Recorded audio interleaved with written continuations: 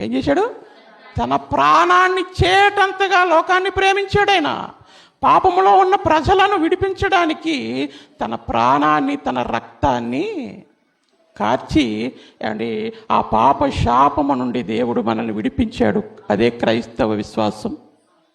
క్రైస్తవ విశ్వాసం అదే. నా కొరకు ఆయన వచ్చాడు, నన్ను ప్రేమించాడు, నాకు పాపము నుండి విముక్తి, నాకు పాపము నుండి విడుదల ఇచ్చి నన్ను పరిశుద్ధునిగా, నిర్దోషినిగా ఆ స్వర్గానికి వెళ్ళడానికి నాకు అర్హత, యోగ్యతను నాకు కల్పించాడు అండి. ఆయన లోకాన్ని ప్రేమించాడు కాబట్టి తన ప్రాణాన్ని ఇచ్చాడు. తగ్గించుకుని శిష్యుల యొక్క పాదాలు కడిగాడు కదండి. ఏమండి? వారిని ప్రేమించి ఏం చేశాడు? శిష్యుల యొక్క పాదాలు కడిగి ఏమండి ఏం చేస్తున్నాడు?